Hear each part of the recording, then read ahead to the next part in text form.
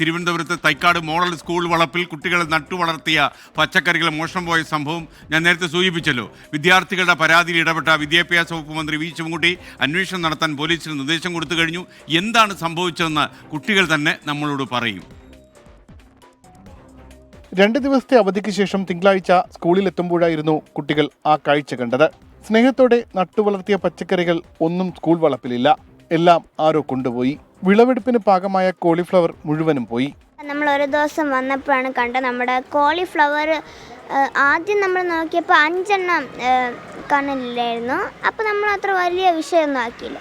എന്നിട്ട് നമ്മൾ വേറൊരു ദിവസം വന്ന് നോക്കിയപ്പോൾ അത് അത്രയും കാണാതെയായി. CCTV വെക്കണമെന്ന് പറഞ്ഞിട്ടുണ്ട്. 2 പ്രാവശ്യം പറഞ്ഞു. ഉറപ്പായിട്ടും കിട്ടുമെന്ന് പ്രതീക്ഷിക്കുന്നു. വിദ്യാഭ്യാസ മന്ത്രിക്ക് കുട്ടികൾ പരാതി നൽകി. പരാതി ഗൗരവമായി കണ്ട് അന്വേഷിച്ച് മോഷ്ടാവിനെ കണ്ടെത്താൻ പോലീസിന് മന്ത്രി നിർദ്ദേശം നൽകി.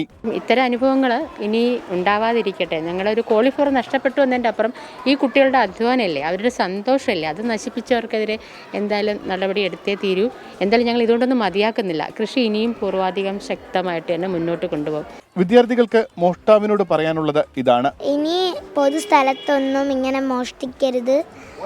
ഇനി ഇതുപോലെ ഒരു സ്കൂളിലും മോഷ്ടിക്കരുത്. 24 തിരുവനന്തപുരം.